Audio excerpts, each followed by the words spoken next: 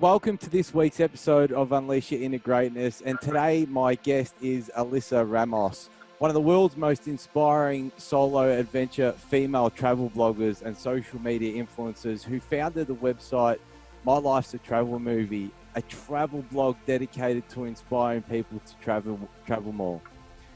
She's appeared in publications such as the Daily Mail, Huffington Post, the Mirror UK, and has a huge passion for giving back through her charity Heart Sleeves.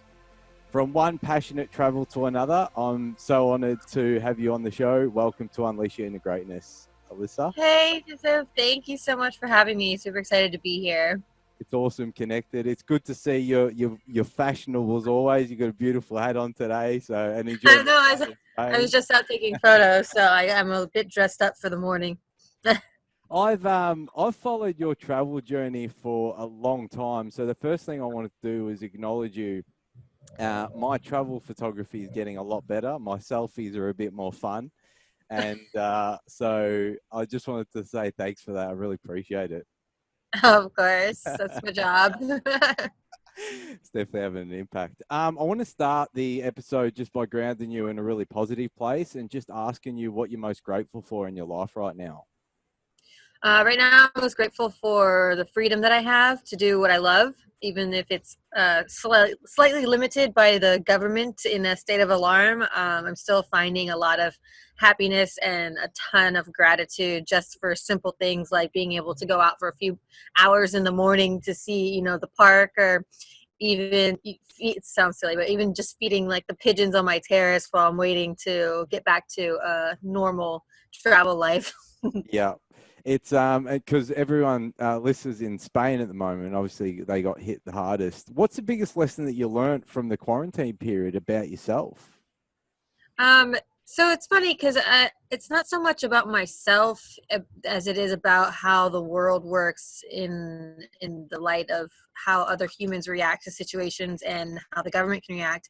Because for me personally, when I'm not traveling, I go on like work benders. So I will shut myself inside for a month at a time, maybe even more, and I'll just like work nonstop because I'm an entrepreneur. I'm a very, very business addict, and I work like 12 to 14 hours a day when I'm not traveling just to catch up on everything, get new projects done. So it's been great having time to actually do things like that, but it's also been interesting being in a country where they literally can tell you are not allowed to go outside. So not like in the United States where people are like, oh, it's voluntary, stay at home, but they can't tell you stay at home because you're in America, land of the free, you Yeah. have rights. So that's been very interesting, seeing how it feels to be someone in a country where they can do that and watching everyone back home still walking around doing whatever they want. I reckon what's cool as well is like how everyone shows appreciation and they were clapping. Like Mm-hmm. I noticed here in the UK, I'm in London at the moment. Here they do the occasional clap, but over there, like it's every night, it's consistent. Oh, They've been like for 80 days. So yeah, they still pretty are going. cool. I think last night is the first night it kind of died down, and that's just because everyone's outside now, because we're allowed to go eat outside. So, Yeah. yeah, but it went for like 80 days straight. It was really inspiring. And I saw you like as soon as they ease the restrictions, you're on your bike, you're out there, you're doing the Oh, yeah. selfies again. So that's awesome. Yeah, it's been funny because I'm not a morning person at all, and I'm not really a night person either. I'm like a middle of the day person, and our allowed time frames are 6 a.m. to 10 a.m. and 8 p.m. to 11 p.m., which is like not my prime time at all. So it's been very interesting, like forcing myself to get up super early to go and like explore and get the shots and stuff, and then coming back and being trapped inside again all day and waiting till it's like 8 p.m. I'm like, okay, it's 8, we can go out now. I was going to say, like, because you're a big advocate of taking photos when no one's around. So, like, this is your dream come true. Oh, for sure. For sure. I was just telling you before we recorded, but we just went to Park Güell. It just reopened, and Park Güell is one of the hardest places to get photos because it's always so packed. And right now, the entire thing I didn't know it was going to be opened as much as it is. I thought only the outside gardens were open, but we went there, the entire thing, including the most famous terrace up top, that they usually charge you to even go up there. That was open, and there was only like 10 people total in the whole park. I was like, this is my heaven. Yeah. That's awesome. Yeah. I wanted to sort of hand it over to you. A lot of my tribe may not know who you are. I've just sort of introduced you on my socials. And obviously I get to know you a bit more, but I was wondering if you could take us back to, you know, the humble beginnings. I read that you started traveling at the age of 26 on the Africa trip. It was a volunteer trip. But I'll give the reins over to you. If you could just let us know how you got to where you are from sort of Yeah, for sure. from the start. Cool. So I would like to first start out by mentioning that I am American. I know in the UK, you guys are a lot better travelers than we are because you start a lot earlier and you know that like traveling is okay. It's not something you only do once in your life or once a year, like they train us to think in the United States. So basically, I grew up in the US thinking with the mindset because of society, thinking like, oh, you know, you travel maybe for your honeymoon, maybe as a family vacation when you get older, but it was not a thing. It was not encouraged, and it was not like a popular thing, at least for me, where I grew up in Florida, to have the idea to travel the world in your 20s. So that's why I got started a bit late. I went down the societal pathway of getting a college degree, which I don't use anymore, or I haven't really used it ever. It's in biology, nothing to do with science or nothing to do with travel. I had the serious boyfriend right after college. We were set to move in together, going down that pathway. And then suddenly I just was like, nope, I want to do more. I don't want to just like be stuck, you know, in normal life right away. So I moved to LA on accident. I went for the weekend. I stayed, never went home. I learned about being a creative person and working online. I learned how to do content writing for other people's websites. I was a ghostwriter for people's books. I learned how to be an assistant, a virtual assistant for publicists. So I learned like the ropes of doing everything digitally. And then one day I just was like, I want to do more than be in LA. Like, I'm so sick of being in LA and just doing the Hollywood scene and the parties. And, you know, I was writing only about celebrities and red carpet events and like the parties and the clubs. And I was like, I need to like go expand my horizons and not just get stuck in Hollywood. So yeah, my first trip was when I was 26, my first big trip by myself at least. And I went by myself because I couldn't convince anyone to go with me. Everyone's like, no, I don't want to go there. I don't want to go volunteer in Africa. No, I don't want to, you know, people were like, that's crazy. That's so far away. And I'm like, well, yeah, that's the point. So I ended up going by myself and it turned into 2 weeks in South Africa for charity. And then I went and then I had this whole entire like realization of how cheap flights are once you leave the US. So once I was like looking to get back from South Africa, I was like, oh, but it's cheaper to go to Thailand. And then it's also cheaper to just go to Australia, and I'll just go around the world that way instead of going straight back to the United States. So once I had that epiphany, like, oh, I can just travel and it'll be really cheap if I do it a certain way. I came home and I was like very gung-ho on saving every penny I had to keep traveling, and trying to use my blog as leverage to get free trips and free hotels. It took and then later on, I actually got hired as a travel writer, which sent me to Cuba. And I did a whole story there on discovering my roots. And that started my virality. So I got a lot of attention for that. And then what sparked my entire brand was that I wrote an article while I was in Iceland about the way I was being treated as a solo female traveler who's quote unquote attractive. So people were constantly whispering. They weren't locals either. They're foreigners, and they were whispering, and they're like, "Oh my God, look what that girl's wearing!" Like, "Oh my God, she must be a prostitute," or like, "She must be looking for a man with money," or "Where's the guy who's paying for her to be here?" I got really fed up, had some wine, wrote an article about it. It was published in, you mentioned Daily Mail and the Mirror. This is the article that I'm talking about, why they wrote about me. It's called "Yes, I'm Pretty and I'm Traveling Alone." Yeah. So I wrote that on, yeah, I wrote that on HuffPost, and it got republished worldwide in like 7 or 8 different countries. And then Daily Mail and the Mirror picked it up. And then, yeah, ever since then, that was my kind of foot in the door. And I got the name of being, you know, this feisty solo female traveler who's, you know, the pretty girl who like isn't, you know, she's doing it on her own, not with like a man dragging her around or anything like that. And then, yeah, after that, I just used that as leverage, all the press as leverage. And I just kept pitching and kept going, and then accidentally became nomadic for 3 years. It's unreal. Like, one thing that I noticed as well, because like I think it's been 3 years since I've been following you, or 4 years, and just like commenting on your stuff and copying the way you do your selfies. But I like the biggest shift I noticed with you, Alyssa, is when you first started off, probably about a year ago, I felt like it was Alyssa against the world, but now it's more the compassionate Alyssa. And I know you mentioned this the other day. I was wondering if you could talk to us a little bit about that shift, because I've noticed it in a massive way. So I was just wondering, why did you used to be that way, Alyssa versus the world, and sort of like, For sure. screw you. And now Yeah, it's because like, I love you all and I love yeah. people. Well, aside from, getting better in with your audience, if you're nicer, Yeah. when I first started, as I mentioned, it wasn't ever really popular in the US when I first started to be a solo female traveler. It existed, but it was frowned upon. And it was kind of like, what's wrong with you? And so that's kind of how I felt like I was being looked at. Like, what's wrong with you? Like, why aren't you married? Why aren't you like settling down? Why are you just traveling by yourself? So that's why I was very like rebellious. I was like, no, it's me against the world. I don't care what anyone says. I'm going to go travel. I'm going to do it by myself. Everyone's going to stare at me. Everyone's going to talk shit about me, but I don't care. I'm going to do it anyway, and I'm going to go as far as I can, as much as I can. And then it hit me, I guess, like 3 years ago, how much of an impact I was having on people's lives, like inspirational wise. Like, it wasn't just people looking at me like, oh, this girl, like, oh, this girl's doing this.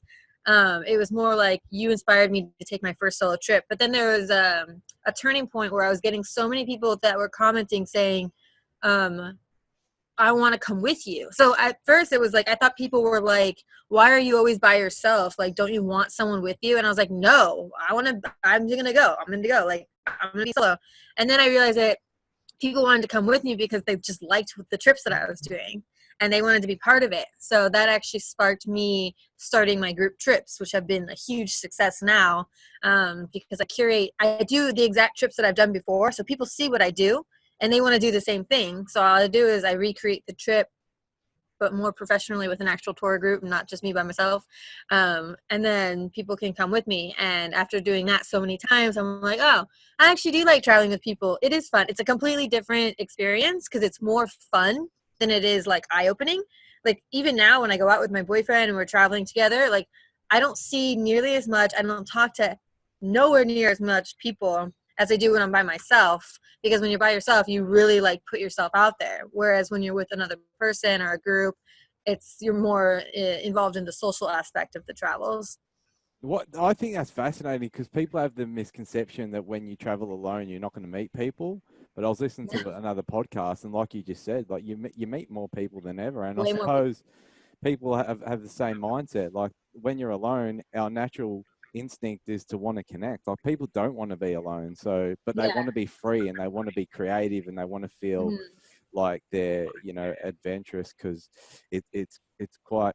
I always think travel is quite spiritual, to be honest. Like, it's a real meditative practice. It's cool. Mm-hmm.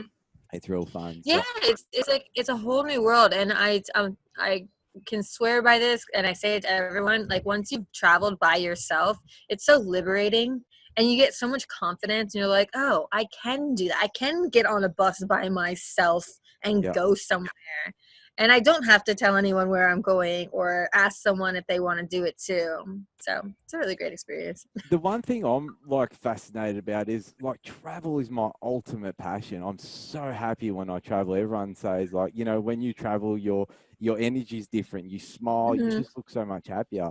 If there's Mm-hmm. someone on the other end of the line, Alyssa, who is the same way, who is really passionate about travel and wants to pursue it as a career, but doesn't take that step, like, doesn't step into being a blogger or doesn't step into working for the travel industry, what's your advice on people to step through that fear? Well, first of all, I can't fully recommend for everyone to be a blogger or do what I do, because I am not joking when I say this is the hardest thing I've ever done in my life Yeah. and the riskiest. And I, for years, didn't think I was going to succeed because it was so cutthroat and it just requires so much work and so much dedication and such thick skin. So instead, I actually used to teach blogger courses, and I completely stopped to start teaching a different course, which is called the Wanderlust Workers. And it's geared more towards anyone. And you don't have to like want to be a blogger or an influencer, because that's not as realistic as the program I designed, where You're learning how to do freelance work to make extra money to save to be able to travel. So I think for people like anyone who thinks traveling is too expensive, or you don't want to go by yourself, or like you're just unsure about planning and you don't want to like, you know, have to have a hassle. It's just the second you get somewhere, it's so much easier. And it's like, you're not going to, like you say, you have to live with no regrets. Like, what are you going to do in like 10 years when your knees hurt and you can't walk anywhere and you're like, now I really don't want to go. And you're like, oh, I wish I went 10 years ago when, you know, maybe I had a couple $1,000s in my bank account, but I didn't think that was enough to go somewhere. So I just saved it for no reason. Like, you know, it's like, just take the trip and just go. It's better to have those memories and those experiences now than regret not having them later. Yeah, I agree. Out of all the group trips that you've been on, what's the one thing that you appreciated most about the trips, or maybe an inspiring story from one of the travelers? Was there anyone who perhaps, you know, was it a bucket list item for them, or was it like a unique experience? Is there any cool stories that happened on any of the trips? Oh, for sure. I took 5 people to Antarctica. That's unreal. Yeah, so it was a lot of people's seventh continent. And then, yeah, it was just such an amazing bucket list experience. It was surreal. But other than that, and there's one girl that stuck out. She came to my Bali blogger boot camp, and it was her first time traveling abroad. And she just came to Bali, and I was like, oh, wow, you are very trusting of us. So that was awesome. And something that stands out overall with all of my group trips is somehow I get a lot of credit for putting together really good groups of people who all get along and all have the same vibe. And I do have an application process, but I tell people, I'm like, to be honest with you, all of you guys are on this trip because you follow me on Instagram and my blog. So if you're following what I'm doing on there, clearly everyone is going to like doing the same things that I do. True. And everyone's going to fit together. So it's kind of like a no-brainer, but Yeah. it's a lot of fun. And a lot of people, it's very touching. I get, like, from my last 2 trips last year, like half or more than half of the people that were on my India trip last year are coming on trips this year, hopefully. So yeah, everyone like keeps in touch, and it's really awesome to see that. Yep, and the friendships last so long as well. They last forever. Yeah. I was going to say, you've had so much success in growing your personal brand. You know, you've got 2,000 plus followers on Instagram and other channels as well.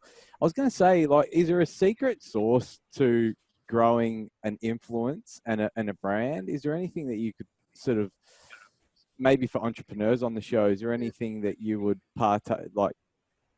give them as a tip? Yeah. So right now, obviously, as you know, it's like very hard, almost impossible to grow a big audience these days because it's just so oversaturated, at least on Instagram. I know there's like new platforms popping up. It's a little bit easier.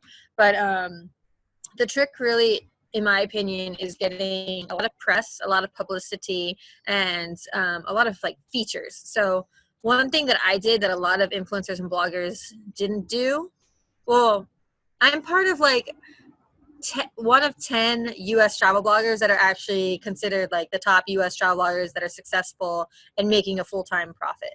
So out of those 10 people, one thing I can say that all of us have in common is that we're all featured on major press outlets. So Forbes, Business Insider, Entrepreneur, Huffington Post, Cosmopolitan, and then further out in the UK, you know, your Daily Mails and your Mirror UKs.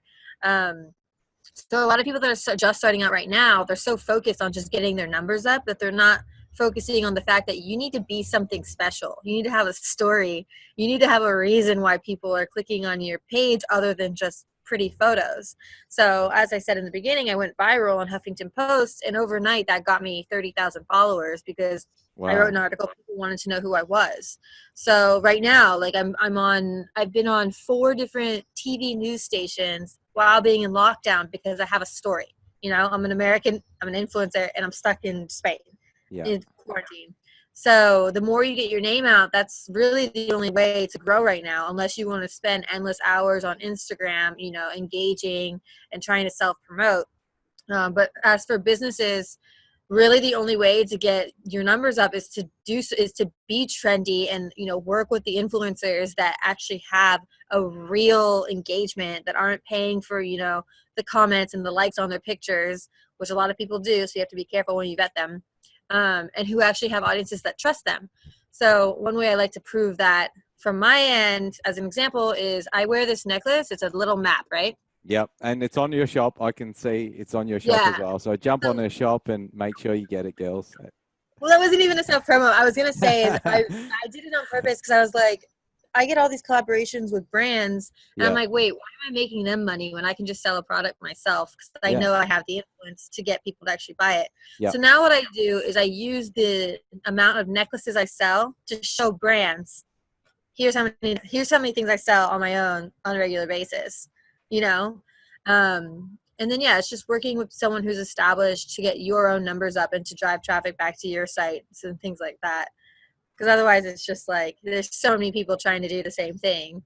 yeah. So But collaborations. I know you've been doing some joint interviews as well. So, all right. So PR is important. Thank you. yeah.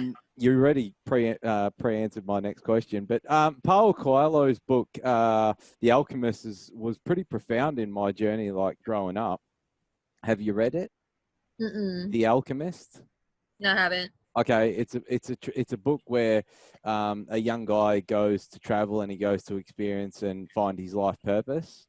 And I was just wondering, like, in terms of life purpose, do you feel that you are living it? And also, what's your advice for people to discover it if they aren't sort of in their purpose at the moment? For sure. So I can definitely resonate with that book, even though I haven't read it. A lot of people do say I should read it. But before I traveled, I wasn't really sure. I was just like, I'm just gonna make money so I can like live and do what I want. But once I started realizing the impact that I had on other people's lives, I kind of take that and I run with it. So I continue. That's also, I guess, the reason why I became a lot nicer, because I realized that I was helping people. I'm helping people. So I've had a lot of people say, like, if I help them in some certain aspect, I'll start doing that more and more. So like the whole anxiety thing, people were like, thank you so much for, you know, sharing your journey through anxiety. So I like try my best to keep doing that to help people. But definitely, like, I didn't know I was going to be this person that people look to as a source of inspiration, especially for, you know, solo female travelers, until I got out there in the world and started traveling. So my advice for anyone who's looking for, I guess, their purpose in life is to just get out there and really listen to people and listen to their feedback and hear what they have to say about how you're impacting them and how you're helping them. Even if it's just a friend saying, for example, one of my friends last night was like, hey, I'm thinking of starting an online shop like you have. Can you help me, you know, figure it out? And I'm like, oh yeah. And then in my brain, I'm like, oh, I should write a blog post, how to start, you know, a drop shipping online boutique from home. So definitely listening to feedback, and just feeling out what's right, you know. Like once I started going out into the world and traveling, I was like, this is what I love doing, this is where I feel comfortable doing. I was on cloud nine earlier this morning just by going to that park, Yeah, and I was like, this is what I love, this is my passion, this is my happy place, you yeah. know. And it's like so refreshing once you finally figure that out. You just have It to be brave enough to keep trying. Yeah, and also accept it. I think. Like, have you ever second guessed it? Have you ever second guessed the journey? For sure, in the beginning I thought that I was just going to go broke and like have to move back to Florida or something, but I'm very stubborn and I'm very determined and ambitious, so I'm like, nope, I'm going to do whatever it takes to make it work. But yeah, definitely in the beginning I couldn't afford to travel more than once a year at first, and that's why I figured out a way to get free trips, doing what I knew I was at least good at, which is writing and taking pictures.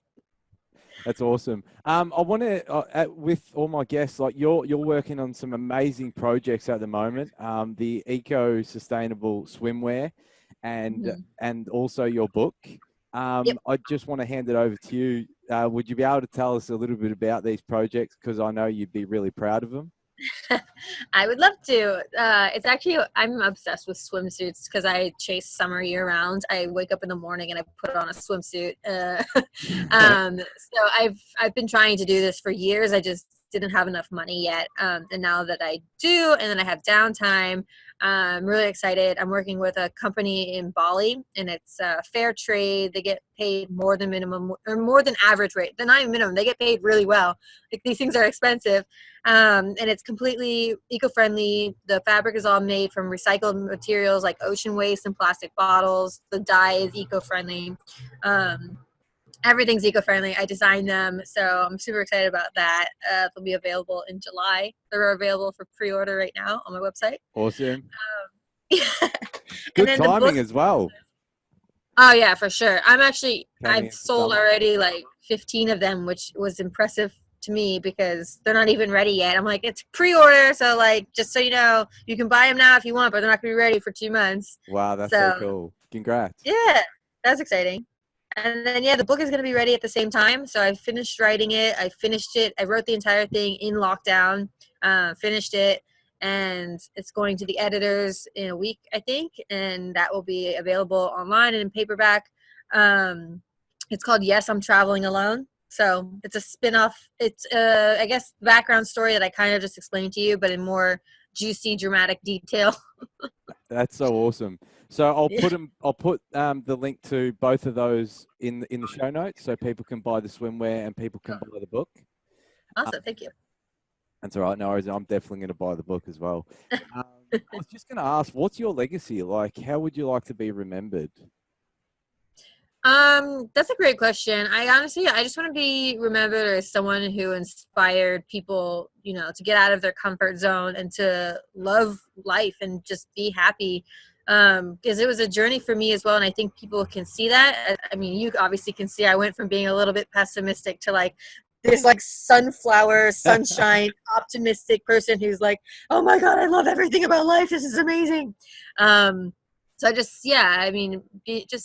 know, people don't really have to remember me. I'm enjoying life as it is. But my story, I think, part of why I'm writing the book now, that's kind of like a memoir, is to kind of show other women or even guys that like you don't have to listen to other people. You don't have to be feel pressured by society. You don't have to feel like you need to change because someone tells you they don't like what you're doing or you're doing something wrong. If you like who you are and you like what you're doing, like, and if you're happy, then just be happy and do what makes you happy. And if you're not happy, then consider changing something so that you are.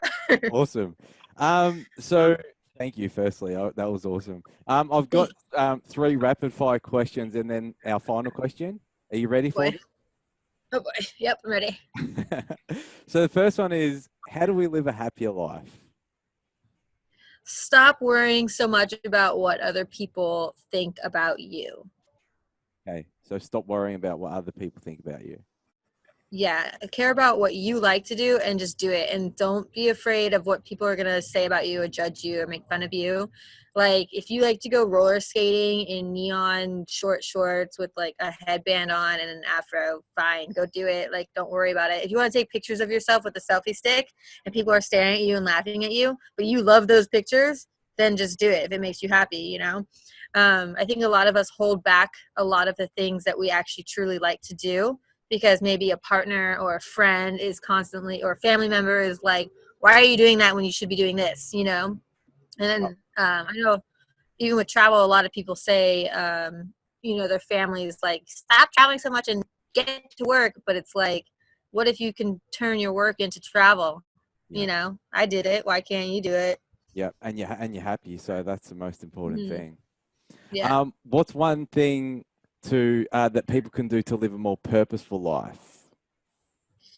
Being aware of other people and not being so selfish. So as you can probably tell, I'm very eco-friendly and I do a lot of activism now. I voice my concerns when I feel like there's something that needs to be spoken about, when humans are doing something wrong.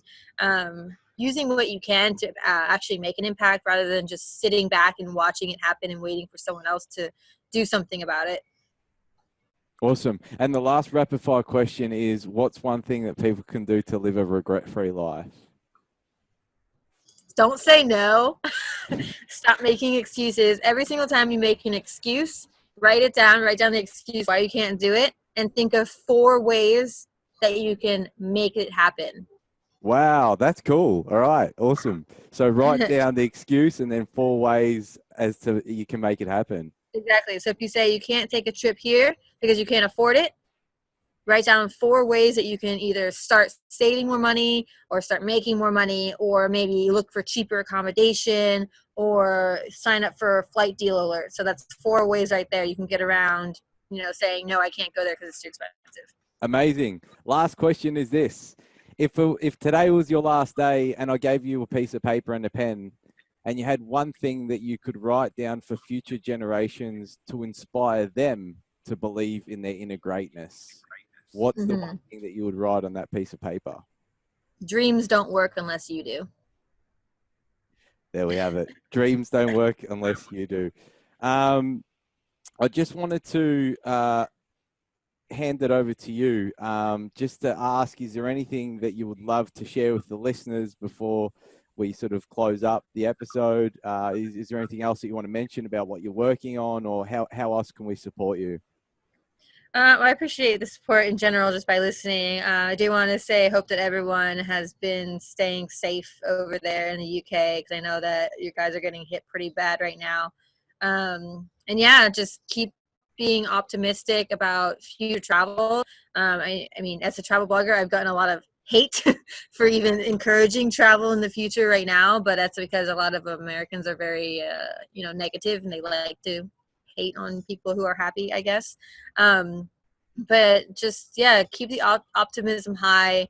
I've told you about all of the projects I'm working on. I'm actually, a big project. I'm doing a web series called Project Expat, which is just about the process of moving from the US to Europe. Probably doesn't really pertain to, I guess, anyone in the UK because you're already in Europe and you don't have to go through any of the visa processes, really. But that's something I'm working on. It's been interesting. It's definitely been interesting being one of the only Americans that can be, quote unquote, traveling in Spain right now. So yeah, I'm going to be having a ton of great footage out about what that's like, traveling around one of the most popular places with no tourists, and just keeping people updated on when we can travel again. And I think the other thing as well, just before we sort of close things up, I read your blog, and like the amount of work you put into every post is unfathomable. Like it would take so long to do those posts. So if you're listening into this episode, I think the best way that we can serve Alyssa is like read her stuff. And Evan, you said like one thing that you do is read other travel bloggers' blogs, and you learn so much. So yeah, I'd really encourage that. But I just wanted to sincerely thank you so much for accepting to come onto the show. I'm really inspired by what you do. I think I absolutely, I'll be honest, I absolutely love the shift that you've made from conquering the world to serving and graciously showing up to the world. So thanks. And that's pure evidence that travel can change a person for the better. 100%. It's one of the few things that you can buy that make you richer, right? Oh yeah, I agree with that 100%. Awesome, Alyssa. Thank you for coming on the show again. I really appreciate you. Thank you. Appreciate you too. Good to finally chat. All right. Take care, guys. And you know what time it is. It's time to go out there and unleash your inner greatness.